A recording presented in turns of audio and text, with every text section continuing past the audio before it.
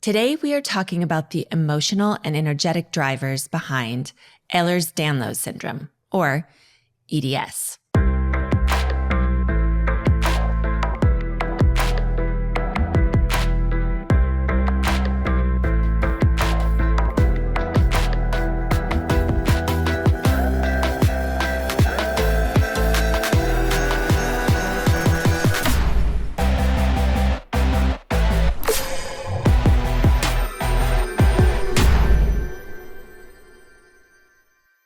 Welcome back to the Mind Change Podcast. I'm your host, Heather McKean. Before we begin, please take a moment to like, subscribe, download, and leave a comment. Your support helps us continue creating meaningful content and reaching those who are looking for deeper understanding of their emotional and physical health. So what is EDS? Ehlers-Danlos Syndrome are a group of inherited connective tissue disorders. Common symptoms include joint hypermobility, fragile or stretchy skin, and also tissue instability. Now, there are 13 recognized types of EDS, and those symptoms can vary wildly from each other, even within the same classification. They say that currently there is no cure and that most treatment is just symptom management. But from a mind change perspective, we believe that the body is never doing something without a reason. Even when the symptoms are genetic, they often mirror deeper emotional or energetic patterns, especially when they show up in a disruptive or chronic way. Childhood emotional drivers for EDS often reflect emotional blueprints laid down in childhood. So the connective tissue that holds the body together can represent how we learned to hold ourselves together emotionally, often under immense internal pressure in our childhood. So that can look like chronic hypervigilance and emotional stability. So you may have grown up in a home where emotional safety was inconsistent, where love came with strings or peace depended on your ability to scan for danger. So your body, like your nervous system, may have stayed pliable, never really settling into grounded stability because that would have been unsafe to do. So another possibility is emotional over-adaptation. Sometimes we call that the fawning response. So if your survival depended on you being easy, helpful, or invisible, then you likely developed a tendency to emotionally bend yourself around other people's needs. That emotional flexibility, which was necessary at the time, can then eventually show up later in adulthood as physical hyperflexibility. Another possibility is feeling under-supported or unsupported, or on the other side of that, like you're too much. So if you were cast as the mature one or the one who doesn't need much, you may have internalized the belief that needing support makes you a burden. So the connective tissue that physically holds you together may now reflect that same emotional fragility. Another possible driver is energetic sensitivity without protection. So many people with EDS describe being highly sensitive children. So if your sensitivity was unrecognized or invalidated, that could eventually lead to emotional fragmentation. The body may express this disconnection through disorientation, proprioceptive challenges, or dissociation from physical self. Another possibility is that you have ancestral or inherited emotional trauma, because EDS tends to run in families, but so do emotional patterns. If emotional suppression, perfectionism, abandonment, or unworthiness ran through your lineage, those energetic imprints can settle in the body as unresolved tension or instability. So then the fascia and the connective tissue become sort of a canvas of these unprocessed experiences. Now, of course, these childhood patterns, which these are just a few, there could be possibly many more, but eventually these childhood patterns show up in adulthood. So if any of those childhood dynamics sound familiar, Here's how they often manifest later in life. So one would be people-pleasing or over-giving or emotional shape-shifting. You may find yourself constantly trying to accommodate others, saying yes when you really want to say no, and then avoiding conflict at all costs. You might feel responsible for others' emotions, therefore sacrificing your own needs to keep the peace and earn love. Another one could be emotional burnout and exhaustion. So this is when you feel drained, yet you keep pushing. There's often a belief that rest must be earned and that you're only valuable if you're overextended. Over time, this leads to deep depletion, both physically but also emotionally. Another possible adult manifestation is disconnection from the body or identity. So often these people will feel very out of touch with their body, maybe clumsy, disjointed, or unreliable. And that mirrors a deeper disconnection from your emotional self. When you are constantly adapting to and for others, over time, it becomes really hard to feel rooted in what we are truly feeling, who we truly are. And that eventually shows up in our bodies as some form of EDS. Another possible driver is adult manifestation is fear of abandonment and relationship struggles. So a common but often hidden theme among those with EDS is a deep inherited fear of abandonment. The belief that you will, if you displease someone, then you will be left behind or possibly punished or disregarded, left out, given the silent treatment. And this shows up in two main ways. You may be someone who becomes overly sweet, self-effacing, or apologetic. You loathe conflict and say sorry even when you're not at fault.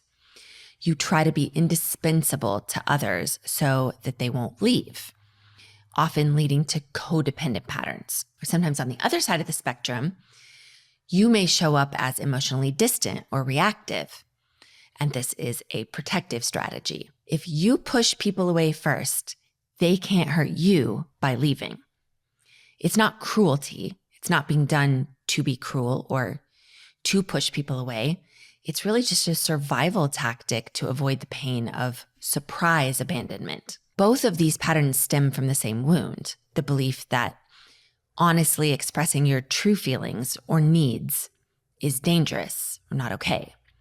That being too emotional, too needy, or too real will eventually just get you rejected. These beliefs make it difficult to form mutually satisfying relationships. Another possible contributor to EDS later in life is a constant sense of fragility or barely holding it together. So this would be where physically or emotionally you feel like you're always on the verge of breaking, like always on the verge of just losing it. Like I just barely made it through. I'm just barely holding on. And internally, the message could be, I must hold myself together or everything will fall apart. So that internal tension gets reflected in the tissues, the joints, and the nervous system. And yet healing begins with the moment that you recognize that you are worthy of support, that there's softness, that you deserve love, that your needs are normal and should be addressed. Now, something we frequently talk about is secondary gains. So how EDS might be keeping you safe. And as frustrating as a chronic illness can be, many symptoms serve a protective role at the subconscious level. Your body is not punishing you. Often it's protecting you, the only way it knows how. So here's some of the common subconscious strategies behind EDS symptoms. When emotional boundaries were never respected, the body creates physical ones instead.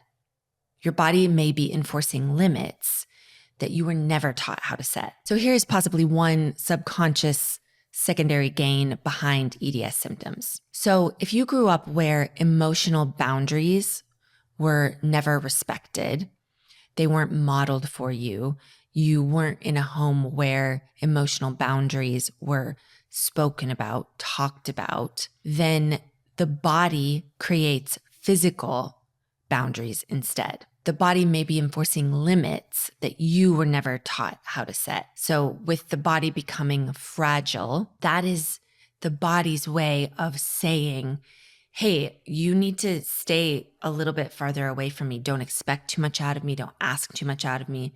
Don't push me too far because my body can't take it, because my EDS symptoms will flare, will be restrictive of this. So rather than us believing that and saying that and holding those boundaries without there needing to be dis-ease in our body, the EDS holds that for us. Now, if any part of this resonates, take some time to reflect. If you are someone who does EDS, maybe reflect, where in my life am I still over-adapting to stay safe? What boundaries is my body setting that I haven't been able to emotionally set myself? What do I believe about my worthiness, my deservedness to rest, receive, be supported? What would it feel like to be deeply, authentically held without needing to earn it? There are also spiritual invitations of EDS, so maybe sometimes spiritual secondary gains. While it may seem counterintuitive, EDS can also offer profound opportunities for healing and transformation. What EDS is asking is to slow down, stop performing, to reconnect with the body and reclaim agency, to break generational cycles of silence and suppression, to return to emotional sovereignty, where your needs are honored, not hidden, to finally feel safe being seen, supported, and whole. So sometimes EDS is the thing that is being used to invite you to stop bending so far for others that you lose or break yourself. So if you're listening and thinking, okay, so I understand where this might come from, but what do I do next? You're not alone. That's a great question. And the truth is, the way out of dis-ease in the body is often by going in, not into more research, not into more symptom management, but into the subconscious patterns, beliefs, and emotional memories that shaped your body's responses in the first place. What we go after with Mind Change are those early messages, spoken or unspoken, from your childhood or your family environment. So those would be messages like, you're too much, you have to earn love, you can't rely on anyone, it's safer to just hang back, disappear. Those aren't just thoughts. They became neural pathways, survival strategies, and eventually physical feedback loops. But here is the good news. Neural pathways can be rewired, and that's exactly what the Mind Change method is designed to do. It is a proven system for identifying the core emotional programs running beneath the surface, and then rewriting those stories at the source with clarity, compassion, and power. The ultimate goal is simple but profound: to help you become your own greatest support system, to return the power back to where it belongs, back to you. Because when your subconscious is aligned with safety, truth, and self-love, your body doesn't have to scream for your attention anymore. It can finally rest. It can finally heal. That's all for today on the Mind Change podcast. Thank you so much for being here and for opening your heart to these deeper insights. If this episode moved you, please leave us a 5-star review and share it with someone who might need this message. And if you're ready to go deeper, check out our Mind Change retreats. These are transformational experiences designed to help you release what no longer serves you and reconnect with who you truly are. Just visit mindchange.com for more info. Until next time, this is the Mind Change podcast, where we are changing the world, one mind